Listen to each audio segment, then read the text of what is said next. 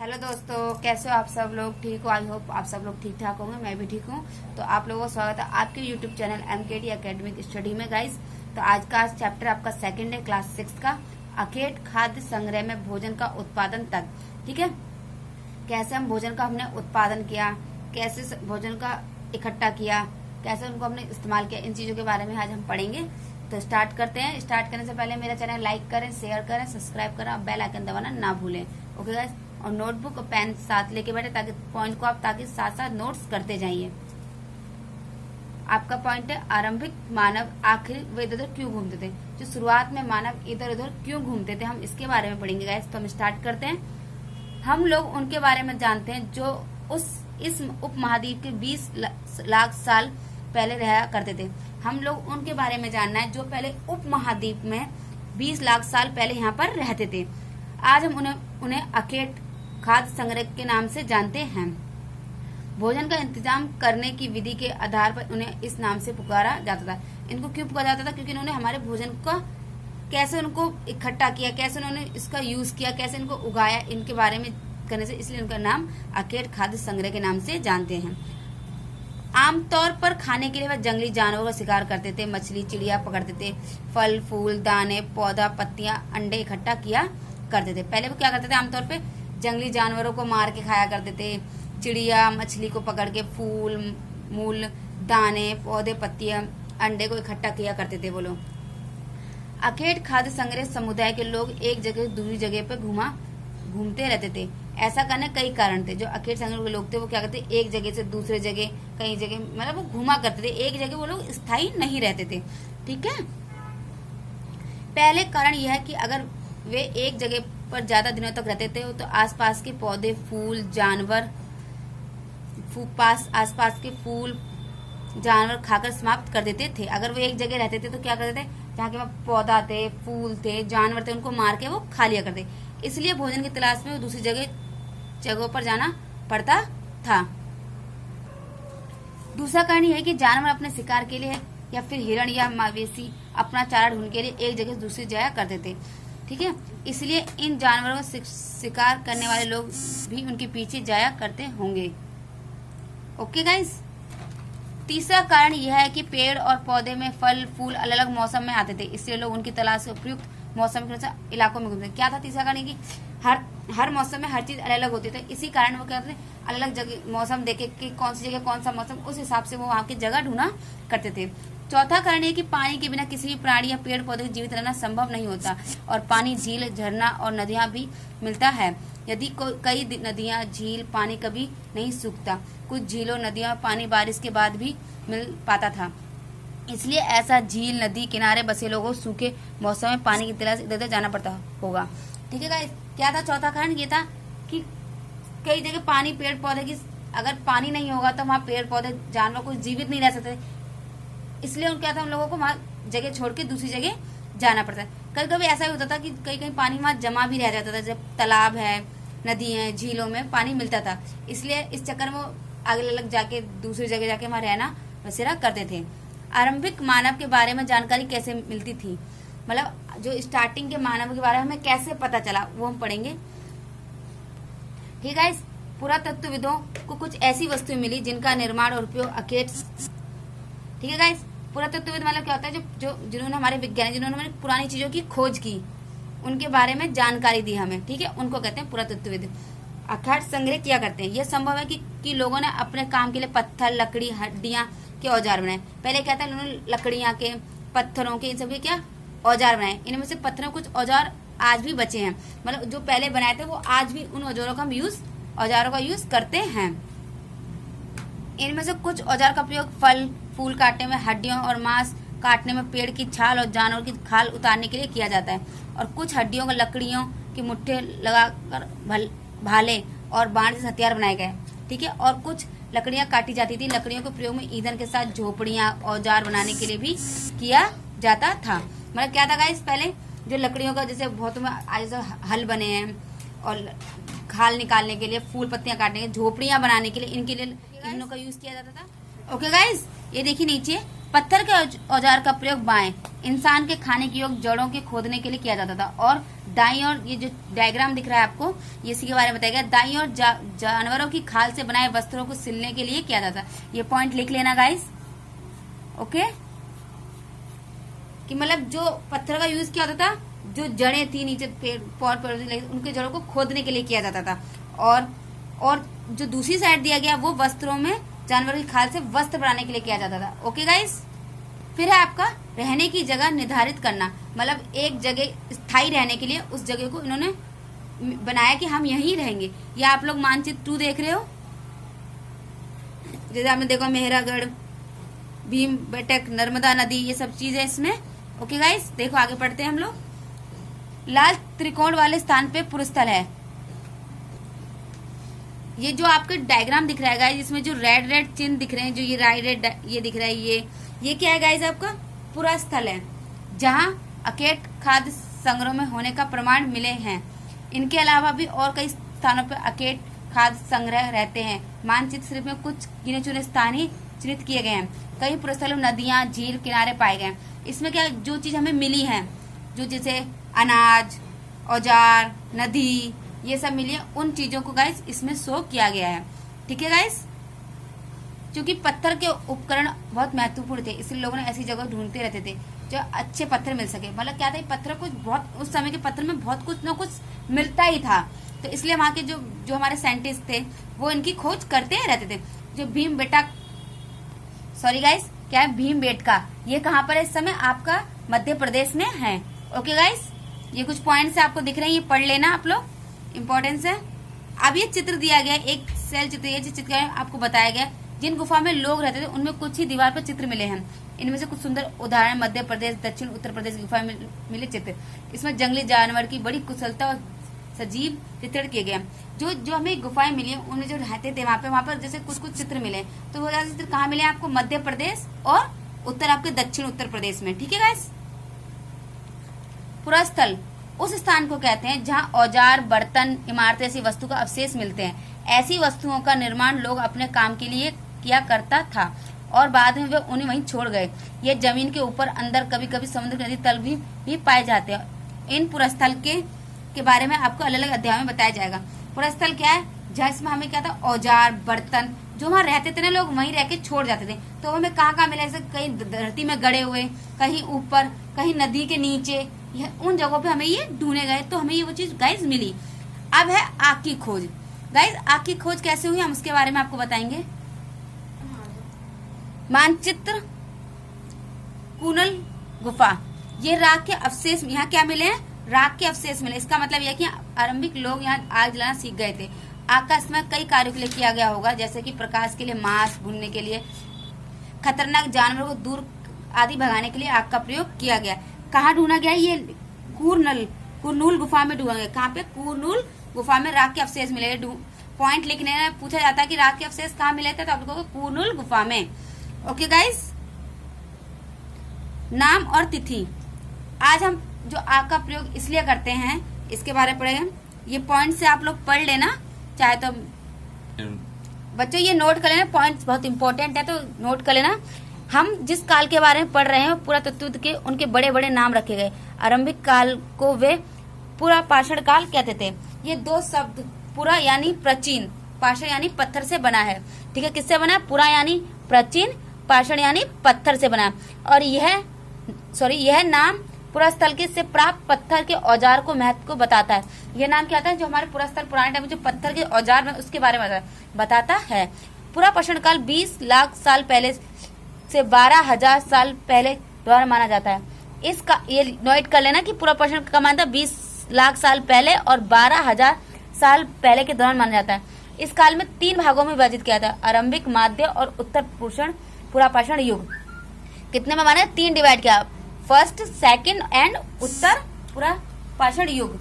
मानव इतिहास के लगभग 90% कहानी इसी काल के दौरान घटित हुई है। जिस काल, ठीक है, जिस काल में हमें, बच्चों ये नोट कर लेना, पॉइंट बहुत इंपॉर्टेंट पॉइंट है, ये पूछे जाते हैं आपके पेपर्स में। कोई आप गवर्नमेंट सर्विस की तैयारी कर रहे हो उसमें ये पॉइंट्स पूछे जाते हैं, तो इसलिए आप लोग नोट्स कर लेना। Okay guys. जिस काल में ठीक है गाइस, सॉरी थोड़ा मिस्टेक हो गई थी। जिस काल में हमें पर्यावरणीय बदलाव मिलते हैं उसे हम मैस्तुलित यानी मध्य पुरुषण युग कहते हैं। इसका लगभग 12,000 साल पहले से लेकर 10,000 साल पहले तक माना जाता है। ये आप पॉइंट्स लिख लेना। मैसोलिथ यानी मध्य पुरुषण युग का, जिसे पर्यावरण के बारे में जाना था। ठीक है गाइस, इस काल में पाषाण औजार आमतौर बहुत छोटे होते थे। इनको माइक्रोलिथ यानी लघु पाषाण कहा जाता था। ठीक है, ये पॉइंट भी नोट कर लेना। प्राय इन औजारों में हड्डियां, लकड़ियों के मुट्ठे लगे हंसिया, आरी जैसे औजार मिले थे। साथ साथ पूरा पाषाण युग वाले औजार भी दौरान पाए जाते थे। ओके गाइस, अगले युग की शुरुआत हुआ लगभग 10,000 साल पहले हुई थी। वह नव पाषाण युग कहा गया। नव पाषाण का मतलब क्या होता होगा? ठीक है, नव पाषाण तो आप देखने में ऐसा लगा कि न्यू, नया। ठीक है, अगले युग की शुरुआत कब हुई थी? 10,000 साल पहले। हमने कुछ स्थानों पर नाम दिया, अगले अध्याय में तुमने ऐसे अनेक नाम मिले होंगे। अक्सर हमने पुराने स्थानों के लिए उन नामों का प्रयोग करते हैं जो आज प्रचलित हैं, क्योंकि हमें ज्ञात नहीं कि उस काल को उनके नाम क्या रखे होंगे। बदलती जलवायु मतलब कैसे समय हमारी जलवायु का परिवर्तन हुआ। लगभग 12 साल पहले दुनिया की जलवायु बड़े बदलाव आए और गर्मी बढ़ने लगी। इसका परिणाम स्वरूप कई क्षेत्र घास वाले मैदान बनने लगे। इससे हिरण, बारसिंगा, भेड़, बकरी, गाय जैसे उन जानवरों की संख्या बढ़ी जो घास खाकर जिंदा रह सकते थे। क्या हुआ गाइस? जैसे बदलाव आया, गर्मी बढ़ने लगी, क्षेत्रों में आसपास घास वाले मैदान पे जैसे लोग हिरण, बारसिंगा ये सब क्या करते, जानवर घास से रहने लगे, खाकर जिंदा रह सकते थे। ठीक है, जो लोग इन जानवरों का शिकार करते थे वो भी उनके पीछे आ गए और उनकी खाने पीने की आदत का प्रजनन के समय जानकारी हासिल करने लगे। हो सकता है कि तब लोग इन जानवरों को पकड़कर अपनी जरूरत के अनुसार पालने की बात सोचने लगे हों। साथ ही साथ इस काल में मछली भी भोजन महत्वपूर्ण स्रोत बन गई थी। क्या था? जो जानवर थे उनके पीछे इंसान आने लगे थे, वह रहने लगे कि उनकी वो जरूरत बन गई थी। हाँ, इन्हें पाल सकते हैं, इसको हम पाल के कुछ उपयोग कर सकते। उस समय मछली भी उनका स्रोत बन गया था, मतलब महत्वपूर्ण चीज बनी, सोर्स था कि वो खा सकते हैं उसे। ठीक है, आगे खेती और पशुपालन की शुरुआत। इसी दौरान उप महाद्वीप में विभिन्न इलाकों में गेहूं, जौ और धना जैसी अनाज प्राकृतिक रूप में उगने लगे थे। शायद महिला, पुरुष और बच्चों के इन अनाजों को भोजन के लिए बटोरना शुरू कर दिया होगा। क्या था उसमें? लोगों, महिला, पुरुष जो बच्चे थे, अनाजों को भोजन को बटोरना स्टार्ट कर दिया, मतलब इकट्ठा करना स्टार्ट कर दिया। साथ ही वो सीखने लगे कि अनाज कहाँ उगाते हैं और कब पककर तैयार होते हैं। ऐसा करते करते लोगों ने अनाज को खुद पैदा करने सीख लिया होगा। इसी प्रकार धीरे वो कृषक बन गए। क्या बोला? उन्हें अनाज इकट्ठा करा, उसे बोना सीखा, कैसे बने, तो वो उस चीज की उन्हें नॉलेज हो गई थी। ठीक है, इसी तरह लोग अपने घरों के आसपास चारा रखकर जानवरों की आकृति से पालतू बनाया होगा। क्या अब हम कह नहीं सकते ना कि उन्होंने कैसे करा होगा, कैसे, बस हम एक अंदाजा लगा सकते हैं कि हाँ उन्होंने ऐसे करा, ऐसे चारा बोया, ऐसे उन्होंने जानवर पाला, ऐसे से वो इस चीजों के बारे में जानकारी जानने लगे और सीखने लगे। पालतू जैसे कुत्ते को जंगली पूर्वज था, कुत्ता उनका क्या था? वो जंगली पूर्वज में पूछते थे। धीरे लोग भेड़, बकरी, गाय, सुगर जैसे जानवर अपने घरों के नजदीक आने उत्साहित करने लगे। ऐसे जानवरों के झुंड में रहते थे, ज्यादातर घास खाते थे। अक्सर लोग उन्हें जंगली जानवर आक्रमण की सुरक्षा किया करते थे। वे धीरे धीरे पशुपालक बन गए। क्या था? उनको पालते थे, उनकी वो करते थे सेवा। तो वो धीरे उनकी जब कोई दिक्कत आती तो वो जानवर भी उनकी सहायता करते थे। और वो उनका पूर्वज क्या था? कुत्ता वो क्या था? जंगली पूर्वज था उनका। ओके गाइस, क्या तुम बता सकती हो कि सबसे पहले कुत्ते को ही पालतू क्यों बनाया गया? ये आप लोग अपने सोच में सोचना, फिर बताना कुत्ते को।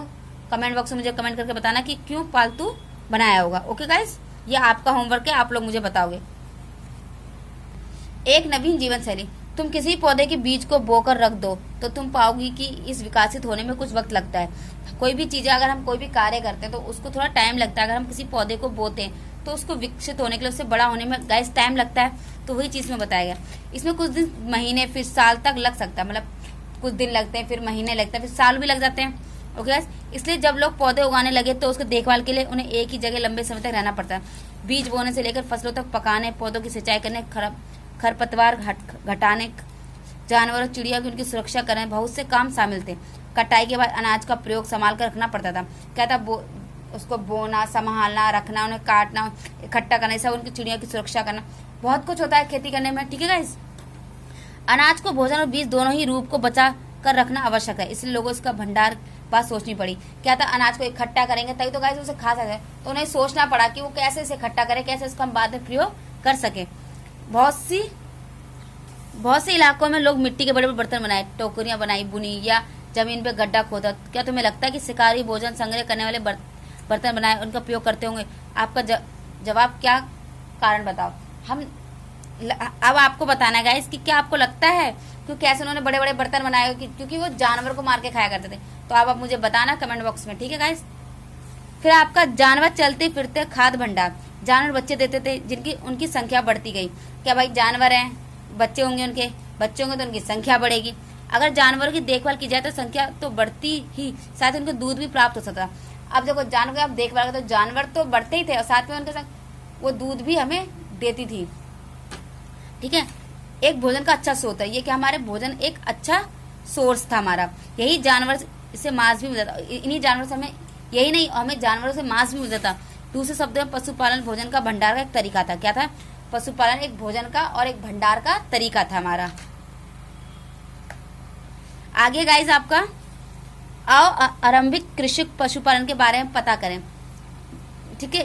क्या तुमने कई नील वर्ग देखे रहे होंगे। पता है कि इस बिंदु प्रत्येक, जो आपको 5 स्पष्ट 13 में आपने देखा होगा, आप कई नीले वर्ग देखे होंगे। तो प्रत्येक बिंदु जगह जगह दर्शाता है पुरातत्विक को शुरुआती कृषि पालकों के होने के साक्ष्य मिले हैं। क्या वहाँ पहले स्टार्टिंग में क्या मिला? स्टार्टिंग में कृषक मिले, पशुपालन मिले, उसके हमें कुछ अवशेष मिले थे। ये पूरे उपमहाद्वीप में पाए गए थे, जितना भी हमारा महाद्वीप था वहां पर, जहाँ पे। ओके गाइस, क्या था आपका? ये पूरे उपमहाद्वीप पाए गए। इसी महत्वपूर्ण पश्चिमी उत्तर क्षेत्रों में, आधुनिक कश्मीर में, पूर्वी और दक्षिण भारत में, जैसे पश्चिमी उत्तर साइड में, कश्मीर में, मतलब पूरे उपमहाद्वीप था जो हमारा, सब जगह इनको कुछ न कुछ चीजें हमें मिलती रही। वास्तव में ये निर्दिष्ट स्थान कृषक पशुपालन की बस्तियां भी थी। ये नहीं जांचने के वैज्ञानिक खुदाई मेरे पौधे, पशु, हड्डियां, नमूनों का अध्ययन करते हैं। क्या था? जो हमारे जो वैज्ञानिक थे उनकी खुदाई करी, उन्हें पौधे, पशु, हड्डियां, उनकी उसके कुछ ना कुछ वो अध्ययन अभी भी करते हैं। इनमें से रोचक जले हुए अनाज के दानों के अवशेष हैं। ऐसा लगता है कि गलती से ये फिर जानबूझकर जलाए गए हों। वैज्ञानिक अनाज के दोनों की पहचान कर सकते हैं। इसकी तरह पता चलता है कि उपमहाद्वीप विभिन्न भागों में बहुत सारी फसलें उगाई जाती थी। वैज्ञानिक विभिन्न जानवर की भी हड्डियां का पहचान कर सकते हैं। जो हमारे वैज्ञानिक है वो कटी जली, अगर वो जल भी जाए, खत्म राख भी हो जाए, वो उसकी जांच करके हमें बता सकते हैं वो क्या चीज है। ओके गाइस, स्थायी जीवन की ओर, मतलब कैसे परमानेंट एक जगह स्थायी जीवन कैसे बीती। पुरातत्व में तुम्हें कुछ पुरस्थल और झोपड़ियां, घरों के निशान मिले, मतलब पुराने समय में कुछ झोपड़ियां मिली, कुछ स्थल घर मिले, ठीक है। जैसे कि बुर्ज होम। वर्तमान कश्मीर के लोग गड्ढे के नीचे घर बनाते थे। वर्तमान में लोग क्या करते हैं? गड्ढे के नीचे घर बनाते हैं, जीवन व्रतवास करते हैं, वहां रहते हैं। इनमें उतारने की सीढ़ियां होती थी। उन्हें उतारने पहले क्या था? गड्ढे में नीचे घर, कश्मीर में गड्ढे के नीचे घर था, वहां उतरने के सीढ़ियां होती थी। इनमें से ठंडे मौसम की सुरक्षा मिलती। इनमें क्या हुआ? ठंडे में वहाँ ठंड पड़ती है, कश्मीर देखा होगा ठंडा इलाका होता है, तो वहाँ सुरक्षा के लिए वहाँ गड्ढे के नीचे। पुरातत्विक में झोपड़ियों के अंदर बाहर दोनों स्तरों में आग जलाने की जगह मिली है। वहाँ क्या? झोपड़ियों के बाहर और अंदर, घर के अंदर वहाँ क्या? आग जलाने की जगह दे रखी थी कि वहाँ ठंड में कैसे आग से बचे रहे, घर के अंदर भी बाहर भी। ऐसा लगता है कि लोग मौसम अनुसार घर के अंदर बाहर खाना पकाते हैं। जैसे ऐसा उन्हें क्या लगा था कि मतलब लोग अगर मौसम के अनुसार अगर ठंड है तो अंदर और बाहर दोनों खाना बना सकते हो। एक ग्रतवास का चित्र बनाओ। आप लोग एक डायग्राम बनाना। बहुत सारी जगहों में पत्थर के औजार भी मिले। बहुत जगह क्या है? पत्थर के औजार, जिनमें से कई ऐसे जो पुरापाषाण युगीन उपकरण से बने हैं, इसलिए नव पोषण युग माना गया। और भी औजार भी हैं जिनकी धाराओं को एक आधुनिक, ठीक है, ये आप आगे खुद पढ़ लेना। उनके पॉलिश चलाई जाती थी, खोखले वसूल, अनाज, वनस्पति जीवों पीसने के लिए किया जाता था। ये चीज इस बारे में बताया गया, तो आप लोग गाइस पढ़ लेना। नवपाषाण युग में पुरस्तर कई प्रकार की मिट्टी के बर्तन मिले। जैसे मिट्टी के बर्तन देख रहे हो, ये अच्छा लग रहा है ना, मटका, पानी पीते होगे आप लोग। कभी कभी इनका अलंकरण भी किया जाता है। बर्तनों का प्रयोग चीजों को रखने के लिए किया जाता था। बर्तनों का प्रयोग किसी सामान जैसे दाल, चावल, गेहूं, इनको रखने के लिए किया जाता था। पानी, धीरे लोग बर्तन का प्रयोग करना खाना बनाने के लिए भी करने लगे। चावल, गेहूं, दाल जैसे अनाज का आहार का महत्वपूर्ण हिस्सा बन गए थे। इनके साथ साथ अब लोग कपड़े भी बुनने लगे थे। अब क्या करते लोग? गेहूं, दाल का महत्वपूर्ण हिस्सा बने, अब वो लोग कपड़े भी बुनने लगे थे। इसलिए कपास जैसे आवश्यक पौधे उगाने जा सकते थे। क्या कहता है? उन्हें धीरे कपड़ों के कपास के पौधे उगाए जा सकते थे। क्या ये परिवर्तन हर जगह एक साथ ही आए होंगे? ऐसी बात नहीं कि हर एक तरफ, कई जगह स्त्री शिकार भोजन संग्रह करने का काम करते। कई अन्य लोग हजारों साल धीरे धीरे खेती पशुपालन करने लिया। बहुत जगह लोग मौसम के मुताबिक आदत अपने जीवन याचक चलाया करते थे। अगर जहाँ गर्मी होती थी तो वो ठंड में चले जाते, ठंड से गर्मी में अपना जीवन यापन करते थे। फिर है मेहरगढ़ का जीवन मृत्यु। सूक्ष्म निरीक्षण है जो मेहरगढ़ था, उसका जीवन मृत्यु कैसी थी। अब पश्च 13 में देखना मेहरगढ़ कहाँ पर है।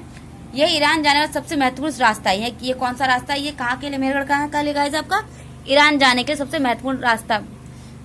बोलंदर के पास हर भर समतल स्थल है। सॉरी, बोलंदर, ये कौन सा दर है, बोलंदर के पास एक हरा भरा समतल स्थल है। मेहरगढ़ संभवतः वही स्थान है जहाँ वे स्त्री पुरुष के इलाके सबसे पहले गेहूं उगाना, भेड़ों की पालना सीखा था।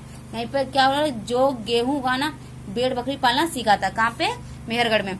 यहाँ विभिन्न प्रकार के जानवर की हड्डी मिली, हिरण, सुगर, जंगली जानवर, भेड़ बकरी की हड्डियां। सबसे ज्यादा किसकी हड्डियां मिली, हिरण, सुगर जैसी हड्डियां यहाँ मिली। ठीक है गाइस।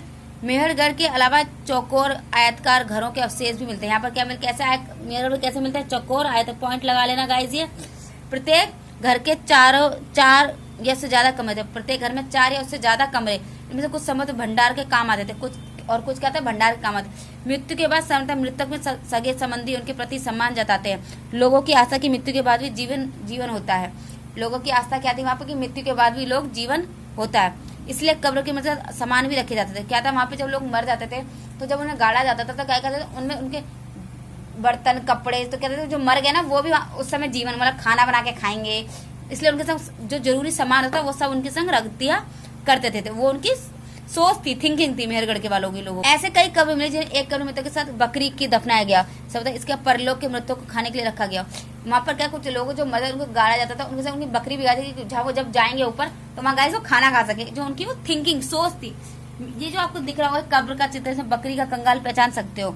वहाँ पर जो ढूंढा गया था, देखा था कि बकरी का कंकाल भी मिला था, क्योंकि उनकी सोच थी कि मतलब जब वो मर गया तो उनके लिए, उनकी मरने के बाद भी वो जीवन जीते हैं तो उनको इन चीजों की जरूरत पड़ेगी, तो वो उसके संग रख देते हैं कि तुम जाओ ऊपर और जाके फिर दोबारा खाना पीना बना के एंजॉय करना। ठीक है गाइस, आगे बढ़ते हैं। अन्यंत्र मतलब फ्रांस की गुफा में कई चित्रकारी मिली। जैसे फ्रांस है उसमें गुफाओं में जो गुफाएं थी उसमें कई तरह की चित्रकारी। अपने एटलस फ्रांस ढूंढना, ये चित्र फ्रांस की गुफा का है जो पुरुस्थल की खोज लगभग 100 साल पहले एक स्कूल छात्र ने की थी। इस तरह के लगभग 20,000 साल पहले से लेकर 10,000 साल पहले के बीच बनाए गए हो। इनसे कई जानवर के जिसमें जंगली घोड़े या भैंस, भेड़, रेडियर, बारसिंगा, सुगर, गहरे चमकीले रंगों चित्र किए गए। इन रंगों का लोहा, एसक, चारकोल, खनिज पदार्थों बनाया गया। यह समझने की चित्र का उत्सव अक्सर बनाया जाता है। यह फिर भी उन्हें शिकारी का शिकार निकले पहले कुछ अनुष्ठान के लिए बनाया गया हो। ठीक है, ये क्या था, ये 4 स्कूली छात्रों ने की थी। पहले 4 स्कूली छात्र थे वहां उस टाइम के, उन्होंने इस जगह की खोज की थी फ्रांस में। ठीक है गाइस, बस उसी के बारे में कि वहाँ क्या क्या था, जंगली सुगर थे, बाघ था, तो इस तरह के खनिज पदार्थ से बनाया गया था।